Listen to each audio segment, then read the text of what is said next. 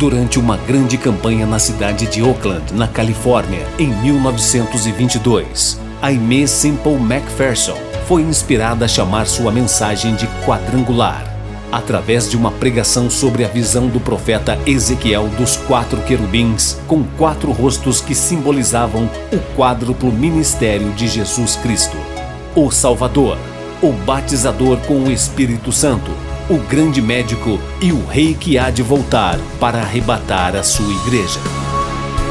Sua mensagem nunca mudou, mas recebeu nova ênfase quando ela começou a proclamá-la com o nome dado por Deus: Evangelho Quadrangular. Primeira Convenção Nacional da Igreja do Evangelho Quadrangular Independente. Local: Poços de Caldas, Minas Gerais. Tema: restauração da visão quadrangular no Brasil. Não te mandei eu, ser forte e corajoso, não temas, nem te espantes. Josué, capítulo 1, versículo 9, é a nossa chamada. De 24 de agosto, a partir das 19h30, será a sua abertura. Dia 25, 26 e 27 terá o encerramento às 18h30. Venha participar desta convenção nacional para que o seu ministério seja tocado pelo poder do Espírito Santo. Estaremos com o tema também: Jesus vai arrebatar a sua igreja. Convidados todos os que receberam o ministério da visão quadrangular e simpatizantes desta visão bíblica. Inscrições através do nosso site www.quadrangularindependente.com.br. 2 Coríntios capítulo 12, versículo 7. E para que me não exaltasse pelas excelências das revelações, foi-me dado um espinho na carne, a saber, um mensageiro de Satanás, para me esbofetear, a fim de não me exaltar. A palavra de Deus nos declara que aquele que se humilhar será exaltado. Aquele que se exaltar será humilhado. O ministério de Cristo, ao qual recebemos, é para testemunharmos de Cristo. O ministério é um compromisso daqueles que são chamados, escolhidos, para anunciar o reino de Deus, o reino de Cristo. Nesses dias, nesta geração, nós estamos crendo nas palavras do Senhor Jesus Cristo, que declarou e foi registrado pelo evangelista Mateus, no seu evangelho, capítulo 24 do evangelho de Mateus.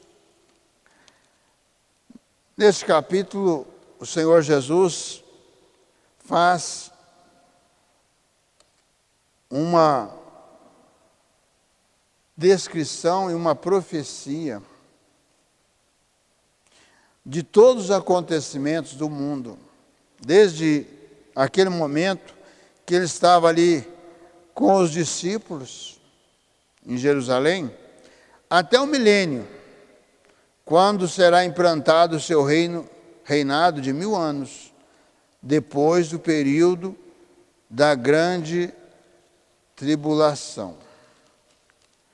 E nessa descrição, Jesus faz todos os fatos, acontecimentos que já ocorreram e estão ocorrendo nos dias de hoje.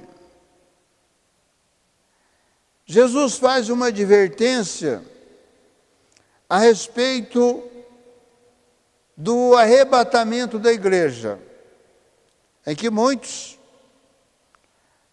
anunciam, pregam, dentro das suas teologias, que não haverá arrebatamento, mas que a igreja vai para o período da grande tribulação. Não é isto que Jesus declara aqui no Evangelho de Mateus. No versículo 36 do capítulo 24 de Mateus, Jesus diz: porém, daquele dia e hora ninguém sabe, nem os anjos dos céus, nem o Filho, mas unicamente meu Pai. E como foi nos dias de Noé, assim será também a vinda do Filho do Homem. O que foi nos dias de Noé? Será que os dias de Noé foi pior do que os nossos dias? Nos dias de Noé veio o dilúvio que matou a todos. Até então não havia chovido na terra, mas por causa do pecado, Deus trouxe a destruição do mundo de então. E Noé foi o pregoeiro da justiça. Noé apregoou que iria o mundo ser destruído com água por 120 anos. Mas ninguém creu em Noé, porque até então não havia chovido sobre a face da terra. A terra era regada do solo. Mas, sem a conversão, somente salvou-se Noé e sua família. Porque enquanto Noé estava construindo a arca, todos estavam zombando dele, porque ninguém nunca tinha visto um navio daquele tamanho. Nos dias de hoje, o apóstolo Paulo, na carta aos Coríntios, declara que Cristo é a nossa arca. Então todos estão sendo chamados para esta arca que é Cristo, para serem salvos.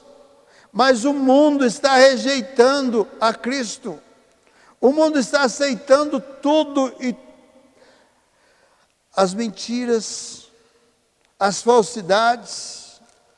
Então aqueles que trazem religiosamente uma falsa heresia, uma falsa mensagem, através de uma heresia, as multidões concorrem. Os Jesus que se levantaram até os dias de hoje, arrebataram e arrebatam multidões que os seguem, sem nenhuma consistência. Assim também, temos muitos e muitos pregadores, sem conhecimento da palavra, porque eles viram o sucesso daqueles que pelas heresias se enriqueceram, defraudando o povo, não só mesmo na palavra, mas também financeiramente. E eles acharam que deveriam também abrir uma igreja.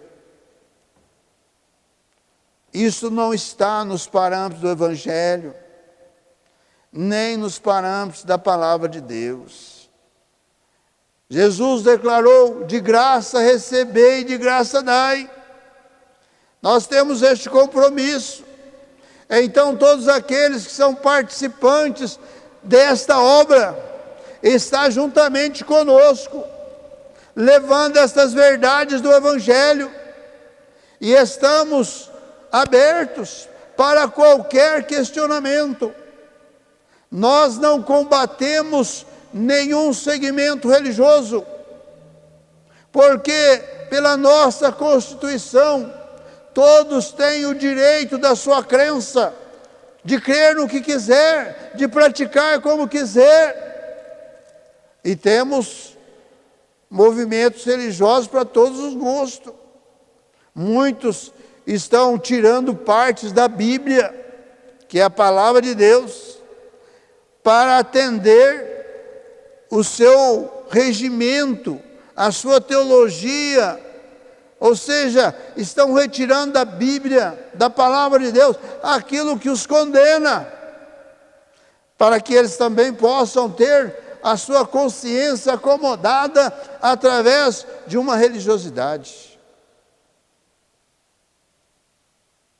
Mas Jesus alerta a sua igreja que Ele vai arrebatar a sua igreja, colocando então o dilúvio como exemplo. E nós estamos na última geração que precede o arrebatamento da igreja. No versículo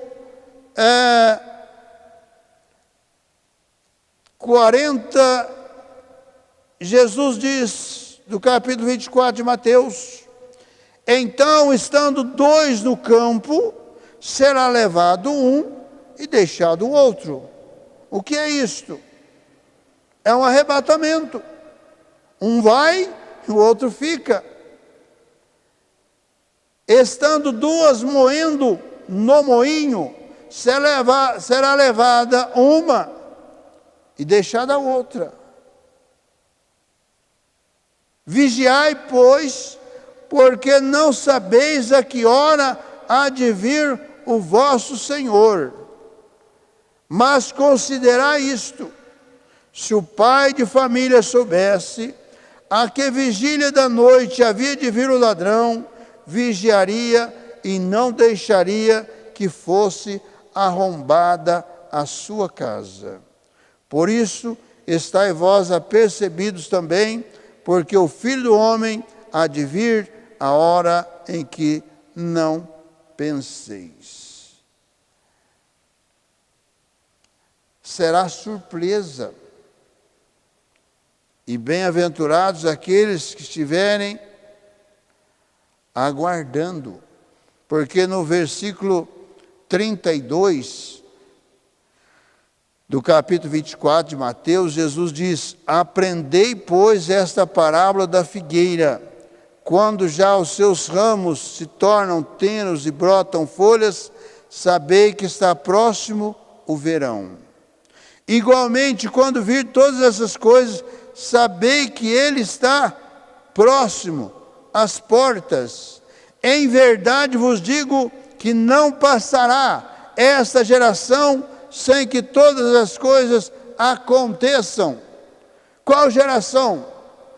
Jesus está fazendo referência no versículo 32 sobre a figueira. O que a figueira representa no Evangelho? Israel. Israel é a figueira.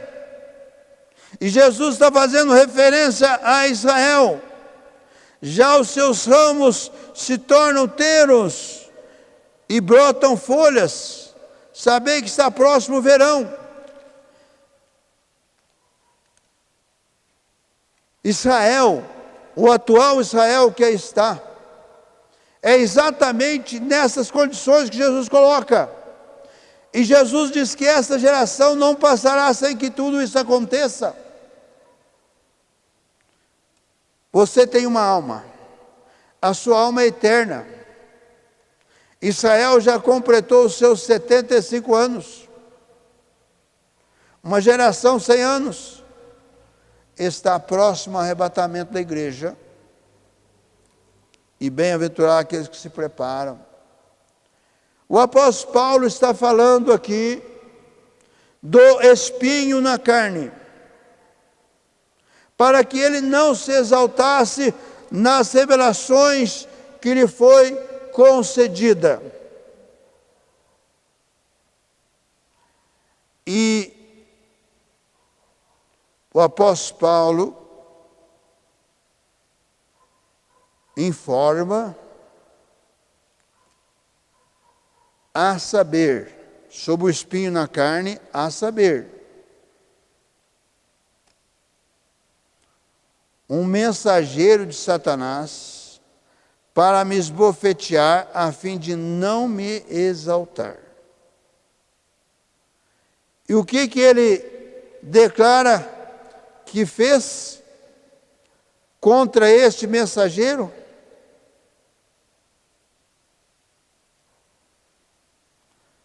Acerca do qual, diz o versículo 8, acerca do qual, desse mensageiro de Satanás, 3 vezes orei ao Senhor para que se desviasse de mim.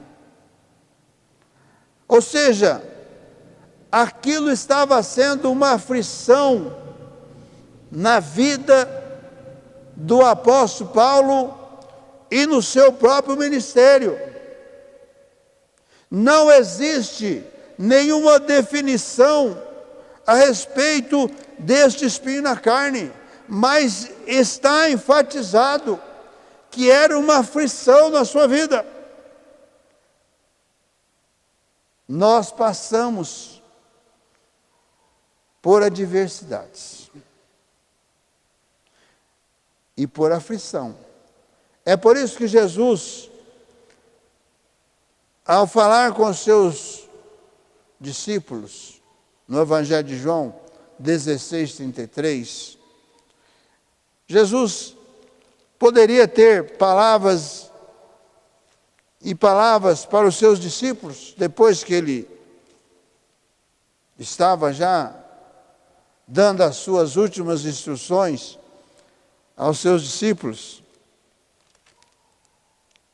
No versículo capítulo 16 de João, versículo 33, Jesus diz: tenho-vos dito isso, para que em mim tenhais paz.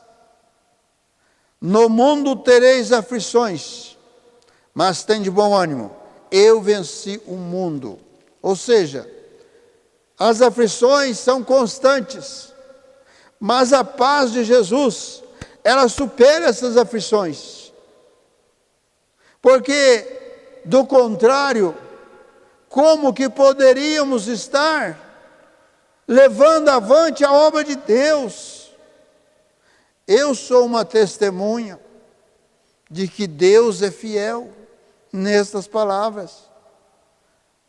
Por tantas e tantas aflições, adversidades que já temos passado, eu, minha família, mas permanecemos, porque a paz de Jesus está no nosso coração. A paz de Jesus nos leva à vitória, em meio às aflições, em meio às adversidades. E essa aflição era tamanha com o apóstolo Paulo, que ele orou 3 vezes, pedindo para que o Senhor afastasse aquele mensageiro de Satanás, que o esbofeteava.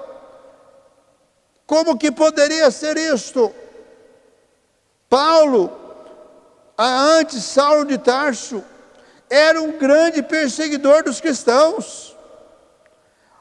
O que provavelmente Satanás estava trazendo à sua mente constantemente? Quando Estevão, primeiro mártir do cristianismo, foi apedrejado com a anuência de Saulo de Tarso, porque todos que apedrejaram Estevão colocaram as suas vestes aos seus pés. E Estevão pôde declarar que ele estava contemplando Jesus de pé para recebê-lo.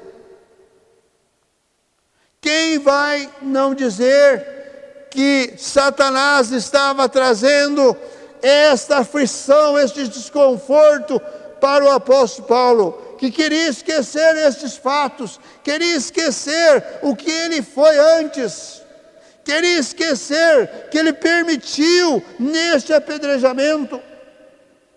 Era uma aflição que Satanás estava colocando, esbofeteando o apóstolo Paulo, trazendo à tona tudo isto.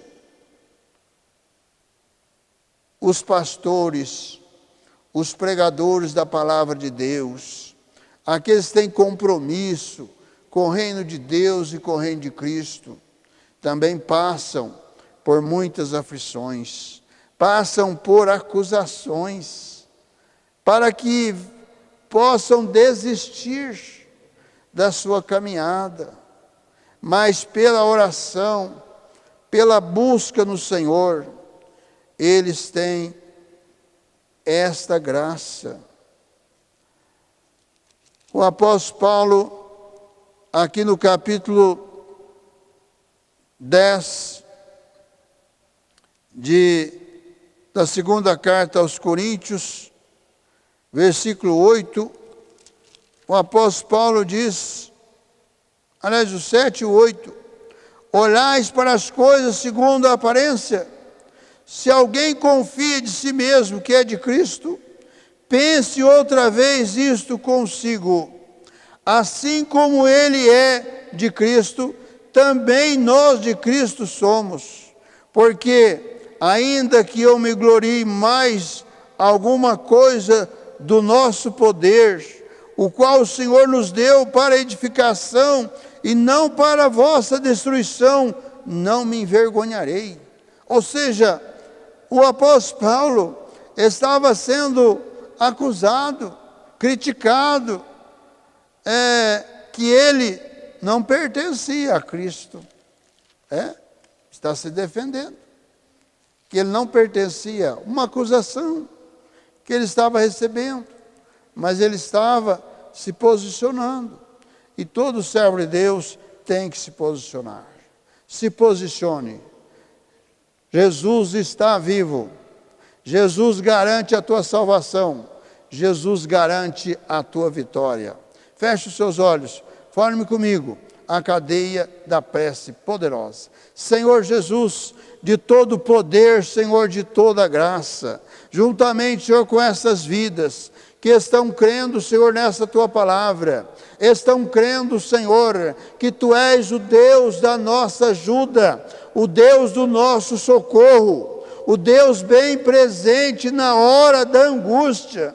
Visita, Senhor, nessa hora, estas vidas, Senhor, que estão angustiadas, que estão passando por aflições, que estão sendo, Senhor, alvos de Satanás. Senhor, toca nesta hora com a tua bênção, para que haja, Senhor, a libertação, para que haja vitória, para que haja, Senhor, a cura, para que haja saúde no corpo, para que haja solução dos problemas, para que haja remoção de toda sorte de males, perturbações, vidas, Senhor, que estão sendo destruídas, porque não estão crendo na Tua palavra, não estão buscando, Senhor Jesus, no Teu nome santo e glorioso, o livramento para as suas vidas, mas que esses corações, esses entendimentos sejam tocados e despertados,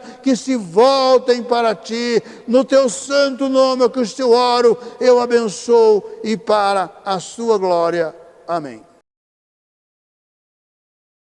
Participe conosco deste ministério, com a sua oração, com a sua participação e também divulgando para os seus parentes, amigos e vizinhos esta obra gloriosa do Senhor Jesus Cristo, o nosso compromisso é de levar as verdades do Evangelho do Senhor Jesus Cristo para todo o Brasil. E você poderá participar conosco, com a sua oração, com a sua presença. E também você poderá, com os seus dízimos, com as suas ofertas, e também como mensageiro da esperança, proporcionar para que alguém possa levar esta mensagem verdade nestes dias de cumprimento da palavra de Deus, em que está próximo o arrebatamento da igreja do Senhor Jesus Cristo. Participe conosco deste ministério para todo o Brasil. Visite também no YouTube,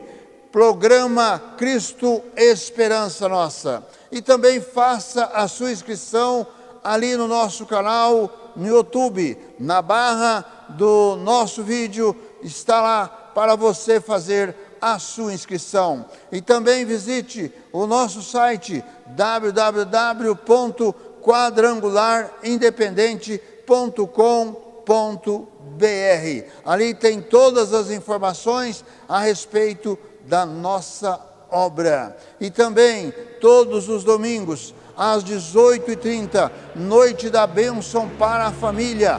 Venha colocar a sua família no altar de Deus, para que haja vitória na sua casa, no seu lar, na sua família. Todos os domingos, 18h30, em nossa sede nacional, a Rua Olegário Maciel, número 155, no bairro de Vila Cruz. E às quintas-feiras, 19h30, a Noite da Vitória. Venha participar, venha receber a sua bênção na Noite da Vitória. Venha participar da Corrente da Vitória, às quintas-feiras, 19h30. Divulgue este programa para os seus parentes, amigos e vizinhos.